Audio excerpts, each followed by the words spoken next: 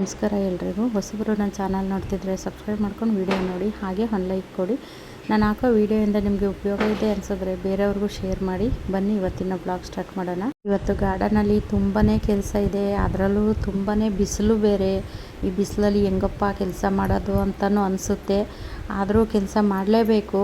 ಮಾಡಿಲ್ಲ ಅಂದರೆ ಸುಮ್ಮನೆ ಆ ಕೆಲಸ ಪೆಂಡಿಂಗ್ ಆಗುತ್ತೆ. ಹಾಗಾಗಿ ಇನ್ನು ಬೆಳಗ್ಗೆನೇ ನಾನು ಹೂವೆಲ್ಲ ಹಾರ್ವೆಸ್ಟ್ ಮಾಡಿಕೊಂಡು ತಗೊಂಡೋಗಿ ಮನೆಗಿಟ್ಟು ಮತ್ತು ಗಿಡಕ್ಕೆಲ್ಲ ನೀರೆಲ್ಲ ಹಾಕಿ ತಿಂಡಿ ಎಲ್ಲ ತಿಂದು ಆಮೇಲೆ ಮತ್ತೆ ಇನ್ನೊಂದು ಸರಿ ಬರ್ತೀನಿ ನಾನು ಗಾರ್ಡನ್ಗೆ. ಬಂದು ಆಮೇಲೆ ಮಿಕ್ಕಿದ ಕೆಲಸಗಳೆಲ್ಲ ಮಾಡೋದು.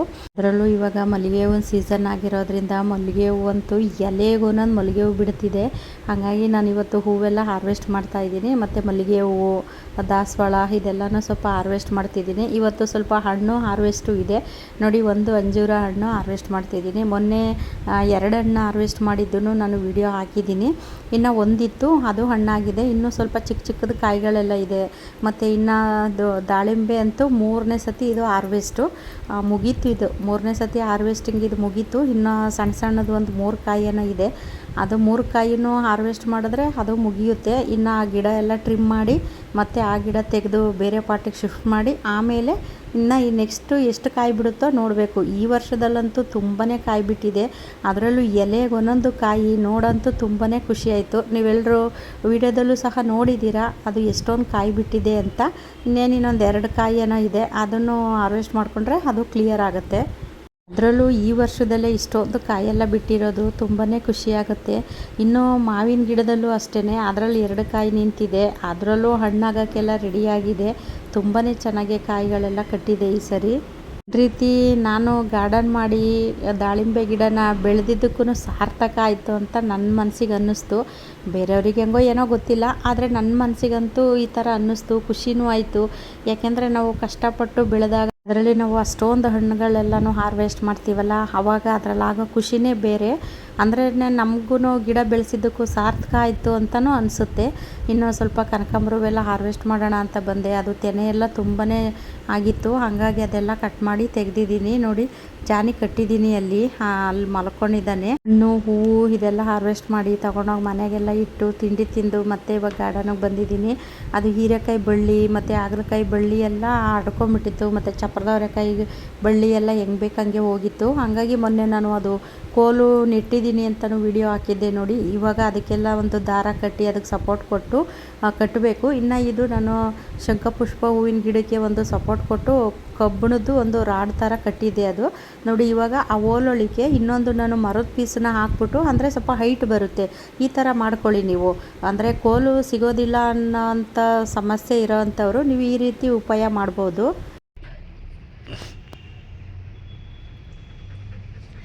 ನೋಡಿ ಏನವ ಏನವ ಮನೆಗೆ ಹೋಗು, ಮನೆಗೆ ಹೋಗು, ಮನೆಗೆ ಹೋಗು, ಮನೆಗೆ ಏನು ಏನು ಏನು ಮನೆಗೆ ಹೋಗು ಜನಪ್ಪ. ಬಿಸಿಲು ಸಿಕ್ಕಾಬಟ್ಟೆ. ಬಿಸಿಲಿಗೆ ನೋಡಿ ಹೆಂಗೆ ಬುಸು ಬುಸು ಅಂತಾನೆ. ಮನೆಗೆ ಹೋಗು ಅಂದರೆ ಎಷ್ಟು ಹೇಳಿದ್ರೂ ಕೇಳಲ್ಲ ಅವನಂತೂ. ನೋಡಿ ಅಷ್ಟೇ ಒಂದು ಕೆಲಸ. ನೋಡಿದ್ರಲ್ಲ ಜಾನಿನ. ಇನ್ನು ನೋಡಿ ಈ ಥರ ಅಂದರೆ ಒಂದು ಪೈಪ್ ಇರುತ್ತೆ ನೋಡಿ, ವೇಸ್ಟ್ ಪೈಪು. ಆ ಪೈಪ್ ಒಳಗೆ ಒಂದು ಮರದ ಪೀಸು ಈ ಥರ ಕೋಲನ್ನ ಅದರೊಳಗಡೆ ಸಿಗಿಸ್ಬಿಟ್ಟು ನಾನು ಈ ಥರ ಬಳ್ಳಿ ಹಬ್ಸೋದಕ್ಕೆ ಅಂತ ಕಟ್ಟುತ್ತೀನಿ.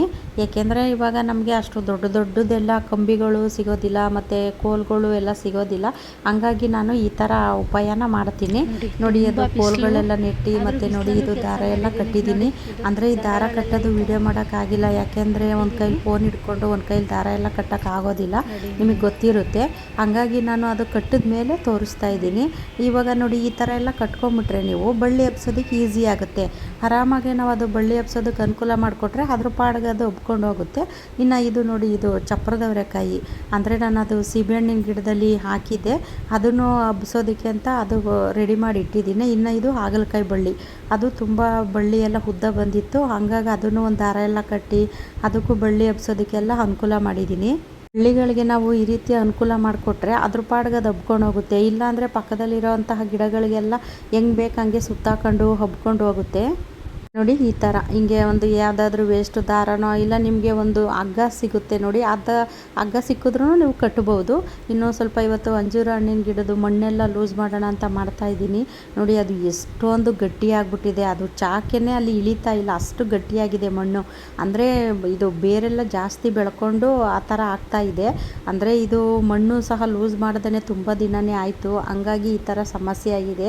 ಅಂದರೆ ನಾನು ಈ ಥರ ಎಲ್ಲ ಆಗೋದಕ್ಕೆ ಬಿಡ್ತಿರ್ಲಿಲ್ಲ, ಈ ನಡುವೆ ಸ್ವಲ್ಪ ಕೆಲಸ ಜಾಸ್ತಿ ಇರೋ ಕಾರಣ ಈ ಥರ ಎಲ್ಲ ಸಮಸ್ಯೆ ಆಗಿದೆ. ನೋಡಿ ಅಲ್ಲಿ ಬೇರು ಎಷ್ಟೊಂದು ಬೇರೆಲ್ಲ ಬಿಟ್ಕೊಂಡಿದೆ. ಫಸ್ಟು ನಾನು ಚಿಕ್ಕ ಪಾಟಲ್ಲೇ ಹಾಕಿದ್ದೆ, 10 ಇಂಚಿನ ಪಾಟಲ್ಲೇನೋ ಹಾಕಿದ್ದೆ. ಇವಾಗ ಇದು 12 ಇಂಚಿನ ಪಾಟಕ್ಕೆ ಶಿಫ್ಟ್ ಮಾಡಿದ್ದೀನಿ. ಆದರೂ ಇದು ಬೆಳೀತಾ ಬೆಳೀತಾ ಬೇರು ಜಾಸ್ತಿ ಆಗುತ್ತೆ, ಗಿಡನೂ ದೊಡ್ಡದಾದಂಗೆಲ್ಲ ಅದು ಬೇರು ಜಾಸ್ತಿ ಆಗುತ್ತೆ. ಇನ್ನು ನೆಕ್ಸ್ಟು ಇದನ್ನು 16 ಇಂಚಿನ ಪಾಟಕ್ಕೆ ಶಿಫ್ಟ್ ಮಾಡಬೇಕು. ನೋಡೋಣ, ಇವಾಗ ಸದ್ಯಕ್ಕೆ ಇರಲಿ ಅಂದ್ಬಿಟ್ಟು ಅದು ಮಣ್ಣೆಲ್ಲ ಲೂಸ್ ಮಾಡ್ತಾಯಿದ್ದೀನಿ. ನೆಕ್ಸ್ಟ್ ಯಾವಾಗಾದರೂ ಶಿಫ್ಟ್ ಮಾಡಿದ್ರೆ ಆಯಿತು ಅಂದ್ಬಿಟ್ಟು ಇದು ಮಣ್ಣೆಲ್ಲ ಲೂಸ್ ಮಾಡಿ ಆ ಬೇರೆಲ್ಲ ಬೆಳ್ಕೊಂಡಿರುತ್ತಲ್ಲ ಅದನ್ನೆಲ್ಲ ತೆಗೆದುಬಿಟ್ಟು ಇವಾಗ ಇದಕ್ಕೆ ನಾನು ಸ್ವಲ್ಪ ಗಾರ್ಡನ್ ವೇಸ್ಟ್ ಎಲ್ಲ ಹಾಕಿ ಅದ್ರ ಮೇಲೆ ಮಣ್ಣು ಮುಚ್ಚುತ್ತೀನಿ. ಈ ಥರ ಮಾಡಿದ್ರೆ ಅದು ಚೆನ್ನಾಗೇ ಕೊಳ್ತು ಗೊಬ್ಬರನೂ ಅದರಲ್ಲಿ ರೆಡಿ ಆಗುತ್ತೆ, ಗಿಡಗಳಿಗೆ ಗೊಬ್ಬರನೂ ಸಿಕ್ದಂಗೆ ಆಗುತ್ತೆ. ಮತ್ತು ಇನ್ನು ಅದರಲ್ಲಿ ಇವಾಗ ಅದು ವೇಸ್ಟ್ ಹಾಕಿರ್ತೀವಲ್ಲ ಅದೆಲ್ಲ ಚೆನ್ನಾಗೇ ಕೊಳ್ತು ಅದರಲ್ಲಿರೋಂತಹ ಲಿಕ್ವಿಡ್ಡು ಸಹ ಆ ಬುಡದಕ್ಕೇ ತಾಕುತ್ತೆ. ಹಂಗಾಗಿ ಗಿಡ ಚೆನ್ನಾಗಿ ಹೆಲ್ತಿಯಾಗೂ ಬರುತ್ತೆ. ನಾನು ದಾಳಿಂಬೆ ಗಿಡಕ್ಕೆ ಇದೇ ರೀತಿಯೇ ಮಾಡಿದ್ದು. ಈ ರೀತಿ ಮಾಡಾದಮೇಲೆ ಅದಷ್ಟು ಕಾಯಿ ಕಟ್ಟಿದ್ದು ನನಗೇ ಆಶ್ಚರ್ಯ ಆಗೋಯಿತು. ಅದರಲ್ಲೂ ಈ ಗಾರ್ಡನ್ ವೇಸ್ಟಿಂದ ಎಷ್ಟು ಒಂದು ಉಪಯೋಗ ಇದೆ ನೋಡಿ, ಅದು ಎಷ್ಟು ಚೆನ್ನಾಗಿರೋ ಗೊಬ್ಬರನೂ ಸಹ ರೆಡಿ ಆಗುತ್ತೆ. ನೋಡಿ ಈ ಥರ ಹಾಕ್ಬಿಟ್ಟು ಅದ್ರ ಮೇಲೆ ಮಣ್ಣು ಮುಚ್ಚಿಬಿಡಿ, ಚೆನ್ನಾಗೆ ಕೊಳ್ತು ಗೊಬ್ಬರನೂ ರೆಡಿ ಆಗುತ್ತೆ. ಅದರಲ್ಲಿ ಬರುವಂತಹ ಲಿಕ್ವಿಡು ಆ ಬೇರಿಗೆ ತಾಕಿ ನಮಗೆ ಹೆಚ್ಚು ಅದರಲ್ಲಿ ಹಣ್ಣುಗಳೂ ಸಹ ಸಿಗುತ್ತೆ. ನಾನು ಹೆಚ್ಚಾಗಿ ಇದೇ ರೀತಿಯೇ ಮಾಡೋದು. ನೀವು ನನ್ನ ಹಳೆ ವಿಡಿಯೋ ರೆಗ್ಯುಲರಾಗಿ ನೋಡೋರಿಗೆ ಗೊತ್ತಿರುತ್ತೆ. ಇವರು ಈ ಗಾರ್ಡನ್ ವೇಸ್ಟು ಎಲ್ಲನೂ ಕಾಂಪೋಸ್ಟಿಗೆ ಹಾಕ್ತಾರೆ. ನಾನು ಕಾಂಪೋಸ್ಟ್ ಎಲ್ಲ ಮಾಡೋದಿಲ್ಲ, ಯಾಕೆಂದರೆ ಅದು ಕಾಂಪೋಸ್ಟ್ ಆಗೋ ತನಕ ಕಾಯೋಷ್ಟು ಪೇಷನ್ಸು ನನಗಿರೋದಿಲ್ಲ. ಹಂಗಾಗಿ ನಾನು ಹೆಚ್ಚಾಗಿ ಇದೇ ರೀತಿಯೇ ಗೊಬ್ಬರ ಎಲ್ಲ ರೆಡಿ ಮಾಡೋದು. ಡೈರೆಕ್ಟಾಗಿ ಈ ಥರ ಪಾಟಲ್ಲೆಲ್ಲ ಹಾಕಿತು ಅಂದರೆ ಅದು ಗೊಬ್ಬರನೂ ರೆಡಿ ಆಗುತ್ತೆ, ಗಿಡನೂ ಚೆನ್ನಾಗಿ ಬೆಳೆಯುತ್ತೆ. ಈ ಥರ ಅದ್ರ ಮೇಲೆ ಮಣ್ಣು ಹಾಕ್ಬಿಟ್ಟು ಸ್ವಲ್ಪ ಪ್ರೆಸ್ ಮಾಡಿಬಿಟ್ಟು ನೀವು ಅದ್ರ ಮೇಲೆ ನೀರು ಹಾಕ್ತು ಅಂದರೆ ಅದು ಚೆನ್ನಾಗಿ ಕೊಳಿತಾ ಹೋಗುತ್ತೆ. ಸ್ವಲ್ಪ ಬೇರೆ ಗಿಡಗಳು ಅದು ಮಣ್ಣೆಲ್ಲ ಲೂಸ್ ಮಾಡಬೇಕು. ಅಂದರೆ ಇವೆಲ್ಲ ರಿಪಾರ್ಟ್ ಮಾಡಾದ್ಮೇಲೆ ಅದು ಮಣ್ಣು ಲೂಸ್ ಮಾಡೇ ಇಲ್ಲ, ಇದೆಲ್ಲ ತುಂಬಾ ಗಟ್ಟಿಯಾಗಿಬಿಟ್ಟಿದೆ. ನೋಡಿ ಅಲ್ಲಿ ಚಾಕೆ ಇದಾಗ್ತಾ ಇಲ್ಲ, ಅಷ್ಟು ಗಟ್ಟಿಯಾಗಿದೆ. ಇದನ್ನು ಅಷ್ಟೇ, ಇವತ್ತು ಸುಮಾರು ಪಾಟ್ಗಳಲ್ಲಿ ಇದೇ ರೀತಿ ಮಣ್ಣೆಲ್ಲ ಲೂಸ್ ಮಾಡಿದ್ದಾಯಿತು. ಮಣ್ಣೆಲ್ಲ ಲೂಸ್ ಮಾಡಿ ಮತ್ತು ಅದು ಬೇರೆಲ್ಲ ಮೇಲೆ ಬೆಳ್ಕೊ ಬಂದಿರುತ್ತೆ ನೋಡಿ, ಅದೆಲ್ಲ ಸ್ವಲ್ಪ ಬೇರೆಲ್ಲ ಕಟ್ ಮಾಡಿ ತೆಗೆದಿದ್ದಾಯಿತು. ಈಗ ಒಂದು ಸತಿ 15 ದಿನಕ್ಕೊಂದು ಸತಿ ಈ ಥರ ನಾವು ಮಣ್ಣು ಲೂಸ್ ಮಾಡ್ತಾನೆ ಇರಬೇಕು, ಇಲ್ಲಾಂದರೆ ಈ ಥರ ಎಲ್ಲ ಸಮಸ್ಯೆ ಆಗುತ್ತೆ. ಆಗ ಅದು ಗಿಡ ಬೆಳವಣಿಗೆನೂ ಚೆನ್ನಾಗಿ ಬರೋದಿಲ್ಲ. ಯಾಕೆಂದರೆ ನಾವು ಹಾಕಿದ ನೀರೆಲ್ಲ ಕೆಳಗಡೆನೇ ಹರಿದೋಗುತ್ತೆ, ಯಾಕೆಂದರೆ ಅದರಲ್ಲಿ ತುಂಬಾ ಬೇರೆಲ್ಲ ಬೆಳ್ಕೊಂಡಿರುತ್ತೆ. ನಾವು ಹಾಕಿದ ನೀರು ಆ ಗಿಡಕ್ಕೆ ಎಲ್ಲಿ ತಾಕುತ್ತೆ, ಎಲ್ಲ ಕೆಳಗಡೆನೇ ಹೊರಟೋಗುತ್ತೆ. ಒಂದು ಲಿಕ್ವಿಡ್ ಆಗಿರ್ಬೋದು ಅಥವಾ ಒಂದು ನೀರಾಗಿರ್ಬೋದು, ಹಾಕಿದ್ದೆಲ್ಲ ಕೆಳಗಡೆನೇ ಹೊರಟೋಗುತ್ತೆ. ಇನ್ನು ನೋಡಿ ಎಷ್ಟೊಂದು ಬೇರೆಲ್ಲ ಇದೆ. ಸುಮಾರು ಗಿಡಗಳಿಗೆ ನಾನು ಇದೇ ರೀತಿಯೇ ಮಣ್ಣು ಲೂಸ್ ಮಾಡಿದ್ದಾಗಿದೆ ಇವತ್ತು. ಅಂದರೆ ಇದು ಮಳ್ಳೆ ಗಿಡ ಮತ್ತು ಮಲ್ಲಿಗೆ ಗಿಡ, ಹಣ್ಣಿನ ಗಿಡಗಳು, ಈ ಗಿಡಗಳಿಗೆಲ್ಲ ಮಣ್ಣು ಲೂಸ್ ಮಾಡಿದ್ದೀನಿ. ಏಕೆಂದರೆ ನಾವು ರಿಪಾರ್ಟ್ ಮಾಡಿದಾಗ ಅದನ್ನು ಜಾಸ್ತಿ ಅದ್ಮಿ ನಾವು ರಿಪಾರ್ಟ್ ಮಾಡಿರ್ತೀವಿ, ಅದು ಮಣ್ಣೆಲ್ಲ ಗಟ್ಟಿಯಾಗಿರುತ್ತೆ. ನಾವು ರಿಪಾರ್ಟ್ ಮಾಡಿ 1 ತಿಂಗಳು 1.5 ತಿಂಗಳು ಆದಮೇಲೆ ಅದು ಮಣ್ಣೆಲ್ಲ ಲೂಸ್ ಮಾಡಬೇಕು, ಇಲ್ಲಾಂದರೆ ಅದು ಹಂಗೆ ಗಟ್ಟಿಯಾಗಿಬಿಟ್ಟಿರುತ್ತೆ. ಅಂದರೆ ಸ್ವಲ್ಪ ಗಿಡನೂ ಚೆನ್ನಾಗಿ ಬೆಳವಣಿಗೆ ಆಗೋದಿಲ್ಲ. ಮಣ್ಣು ಲೂಸ್ ಮಾಡಬೇಕು, ಗಿಡದ್ದು ಬೇರಿಗೆ ಗಾಳಿ ತಾಕಬೇಕಲ್ವಾ, ಹಾಗಾಗಿ ಅದು ಸ್ವಲ್ಪ ನಾವು ಮಣ್ಣು ಲೂಸ್ ಮಾಡಿದಾಗ ಅದಕ್ಕೆ ಒಳ್ಳೆ ಆಕ್ಸಿಜನ್ನು ಸಿಕ್ದಂಗೆ ಆಗುತ್ತೆ. ಆಮೇಲೆ ಅದು ಗಿಡ ಚೆನ್ನಾಗಿ ಬೆಳವಣಿಗೆನೂ ಆಗುತ್ತೆ. ಇವಾಗ ನಮಗೆ ಹೆಂಗೆ ತುಂಬ ಸೆಕೆನಲ್ಲಿದ್ದಾಗ ನಮಗೆ ಉಸಿರು ಕಟ್ಟದಂಗೆ ಆಗುತ್ತೆ ನೋಡಿ, ಅದೇ ರೀತಿಯೇ ಗಿಡಗಳಿಗೂ ಸಹ. ಇದು ವಾಷಿಂಗ್ ಮಿಷಿನ್ದು ಸ್ಟ್ಯಾಂಡು, ಅದು ಹಾಳಾಗಿತ್ತು ಅಂದ್ಬಿಟ್ಟು ತೆಗೆದು ನಾನು ಅದು ಗಿಡ ಇಟ್ಟಿದ್ದೆ. ಅದ್ರ ಮೇಲೆ ನಾನು ಸಣ್ಣ ಇದು ಕೋಲೆಲ್ಲ ಬರುತ್ತೆ ನೋಡಿ, ಆ ಕೋಲೆಲ್ಲನೂ ಜೋಡಿಸ್ಬಿಟ್ಟು ಅದ್ರ ಮೇಲೆ ಪಾಟ್ಗಳನ್ನ ಇಟ್ಟಿದ್ದೆ. ಇವಾಗ ಅದನ್ನು ತೆಗೆದು ಈ ಲೈನೆಲ್ಲ ಕ್ಲೀನ್ ಮಾಡ್ತಾ ಇದ್ದೀನಿ. ಅಂದರೆ ಆ ಕಡೆ ಮೆಟ್ಲು ಕಡೆ ಇದ್ದಿದ್ದ ಲೈನೆಲ್ಲ ಮೊನ್ನೆ ಒಂದು ಸತಿ ಕ್ಲೀನ್ ಮಾಡಿದ್ದು ವಿಡಿಯೋ ಹಾಕಿದ್ದೀನಿ.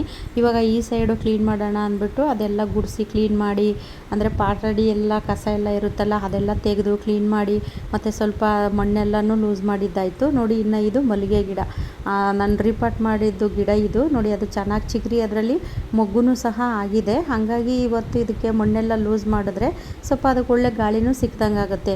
ಅವಾಗೇ ನಾನು ಹೇಳ್ದಂಗೆ ನಾವು ರಿಪಾರ್ಟ್ ಮಾಡಬೇಕಾದ್ರೆ ಅದನ್ನು ಮಣ್ಣು ಜಾಸ್ತಿ ಅದ್ಮಿ ರಿಪಾರ್ಟ್ ಮಾಡಿರ್ತೀವಿ, ಅದನ್ನು ಹಂಗೆ ಬಿಡಬಾರ್ದು. ನಾವು ರಿಪಾರ್ಟ್ ಮಾಡಿ 1 ತಿಂಗಳು ಆದಮೇಲೆ ಈ ಥರ ಮಣ್ಣೆಲ್ಲ ಲೂಸ್ ಮಾಡಬೇಕು. ಇದು ಅಷ್ಟೇ ದಾಸವಾಳ ಗಿಡ ನೋಡಿ, ಅದು ಬೇರೆಲ್ಲ ಯಾವ ರೀತಿ ಮೇಲೆ ಬಂದಿದೆ ಅಂದರೆ ನಾವು ನೀರು ಹಾಕ್ತಾ ಇರ್ತೀವಲ್ಲ, ಅದು ಮಣ್ಣು ಕೆಳಗಡೆ ಹೋಗಿ ಕುತ್ಕೊಂಡಂಗೆ ಅದು ಬೇರೆಲ್ಲ ಮೇಲೆ ಕಾಣಿಸ್ತಾ ಇದೆ ನೋಡಿ. ಇದರಲ್ಲೂ ಮಣ್ಣು ಜಾಸ್ತಿ ಇದೆ, ಆದರೆ ಲೂಸ್ ಮಾಡಿಲ್ಲ ನಾನು ತುಂಬ ಕೆಲಸ ಇದ್ದಿದ್ದ ಕಾರಣ ಯಾವುದೇ ಗಿಡಗಳ್ನು ಮಣ್ಣು ಲೂಸ್ ಮಾಡೋಕ್ಕೆ ಟೈಮ್ ಸಿಕ್ಕಿಲ್ಲ, ಹಾಗಾಗಿ ಮಾಡಿಲ್ಲ ಅಂತ ಹೇಳಿದ್ನಲ್ಲ. ಈ ಗಿಡನೂ ಅದೇ ರೀತಿಯೇ ಆಗಿರೋದು. ಅದು ಮಣ್ಣೆಲ್ಲ ಲೂಸ್ ಮಾಡಿದ್ಮೇಲೆ ಅದರಲ್ಲಿ ಎಷ್ಟೊಂದು ಮಣ್ಣಿದೆ. ನಮಗೆ ಆಶ್ಚರ್ಯ ಆಗುತ್ತೆ, ಇಷ್ಟೆಲ್ಲ ಮಣ್ಣಿದೆಯಾ ಇದರಲ್ಲಿ ಅಂತ. ನೋಡಿ ಅಲ್ಲಿ ಕಾಣಿಸ್ತಿದೆಯಾ ಎಷ್ಟೊಂದು ಮಣ್ಣಿದೆ ಅಂತ.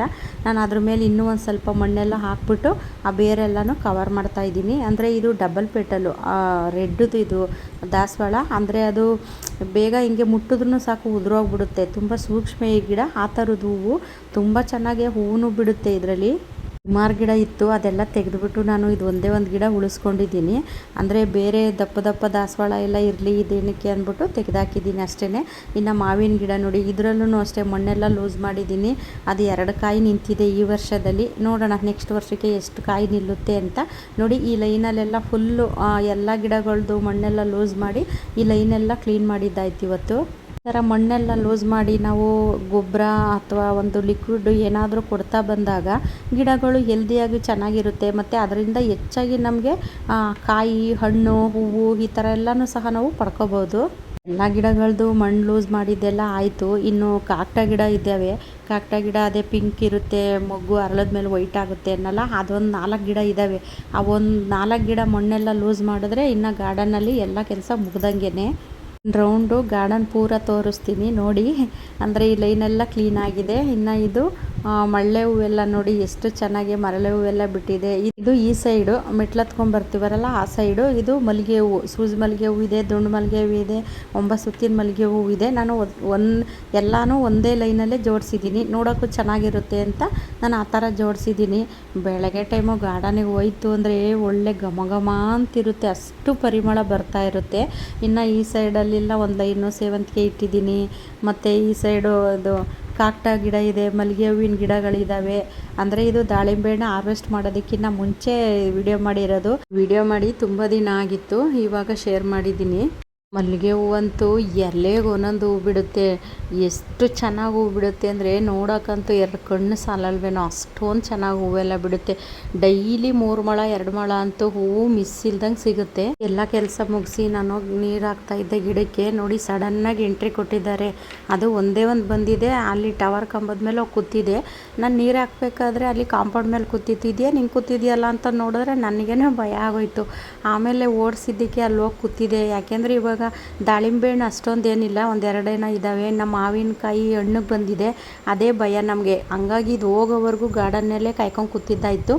ಜಾನಿ ಕೆಳಗಡೆ ಹೋಗಿದ್ದ, ಇದು ಕೋತಿನ ನೋಡಿಬಿಟ್ಟು ನಾನು ಜಾನಿ ಅಂದಿದ್ದ ತಕ್ಷಣವೇ ಜಾನಿ ಓಡಿ ಬಂದ. ಆಮೇಲೆ ಅದನ್ನು ಓಡಿಸ್ತಾವನು. ಬನ್ನಲ್ಲಿ ಎಲ್ಲ ಕೆಲಸ ಮುಗಿಸಿ ಗಿಡಗಳಿಗೆಲ್ಲ ನೀರು ಹಾಕೋ ಅಷ್ಟೊತ್ತಿಗೆ ಇಷ್ಟೊತ್ತಾಯಿತು.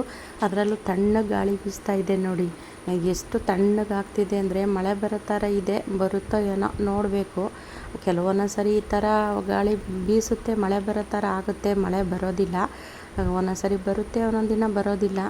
ಒಳ್ಳೆ ಹೂವು ಹಾರ್ವೆಸ್ಟ್ ಮಾಡ್ತಾಯಿದ್ದೀನಿ. ಅಂದರೆ ಸಂಜೆ ಟೈಮ್ ಹಾರ್ವೆಸ್ಟ್ ಮಾಡಿದ್ರೇ ಒಳ್ಳೆಯದು. ಯಾಕೆ ಅಂದರೆ ಇನ್ನು ಬೆಳಗ್ಗೆ ಟೈಮ್ ಹಾರ್ವೆಸ್ಟ್ ಮಾಡಿದ್ರೆ ಫುಲ್ಲು ಅರಳಬಿಟ್ಟಿರುತ್ತೆ. ಅದು ಅದರಲ್ಲೂ ಮಳೆ ಬಂದ್ರಂತೂ ಅದು ಹೂವು ವೇಸ್ಟೇ. ಅದು ಹಾರ್ವೆಸ್ಟ್ ಮಾಡೋಕ್ಕೂ ಆಗೋಲ್ಲ, ಕಟ್ಟೋಕ್ಕೂ ಆಗೋದಿಲ್ಲ. ಸಂಜೆ ಟೈಮ್ ಹಾರ್ವೆಸ್ಟ್ ಮಾಡಿದ್ರೆ ತುಂಬಾ ಒಳ್ಳೆಯದು. ಯಾಕೆಂದರೆ ಅದು ಮೊಗ್ಗಿದ್ದಾಗನೇ ಹಾರ್ವೆಸ್ಟ್ ಮಾಡಿದ್ರೆ ಕಟ್ಟೋಕ್ಕೂ ಚೆನ್ನಾಗಿರುತ್ತೆ, ಹೂವು ಚೆನ್ನಾಗಿರುತ್ತೆ. ಕೆಲವೊಂದೊಂದು ಸರಿ ನನಗೆ ಸಮಯ ಇದ್ದರೆ ಸಂಜೆ ಟೈಮ್ ಹಾರ್ವೆಸ್ಟ್ ಮಾಡ್ತೀನಿ, ಇಲ್ಲಾಂದರೆ ಬೆಳಗ್ಗೆ ಟೈಮ್ ಹಾರ್ವೆಸ್ಟ್ ಮಾಡ್ತೀನಿ. ಏನೂ ಮಾಡೋಕ್ಕಾಗೋದಿಲ್ಲ, ಒಂದೊಂದು ಸತಿ ಈ ಥರ ಆಗೋಗ್ಬಿಡುತ್ತೆ. ಗಾರ್ಡನಲ್ಲಿ ಗಿಡಗಳಿಗೆ ನೀರು ಹಾಕೋ ಅಷ್ಟರೊಳಗೇ ನನಗೆ 6:30 ಆಗೋಗಿರುತ್ತೆ. ಇನ್ನು ಅದು ಹೂವು ಹಾರ್ವೆಸ್ಟ್ ಮಾಡೋ ಅಷ್ಟರೊಳಗೆ ಇನ್ನು ಟೈಮೇ ಆಗೋಗಿರುತ್ತೆ. ಬೇಗ ಏನಾದರೂ ಕೆಲಸ ಮುಗಿದ್ರೆ ಹಾರ್ವೆಸ್ಟ್ ಮಾಡ್ತೀನಿ, ಇಲ್ಲಾಂದರೆ ಮಾಡೋಕ್ಕೆ ಆಗೋದಿಲ್ಲ. ವಿಡಿಯೋ ಇಷ್ಟ ಆದರೆ ಬೇರೆಯವ್ರಿಗೂ ಶೇರ್ ಮಾಡಿ, ಹಾಗೆ ಒಂದು ಲೈಕ್ ಮಾಡಿ. ಮುಂದಿನ ವಿಡಿಯೋದಲ್ಲಿ ಸಿಗ್ತೀನಿ. ಎಲ್ರಿಗೂ ಧನ್ಯವಾದಗಳು.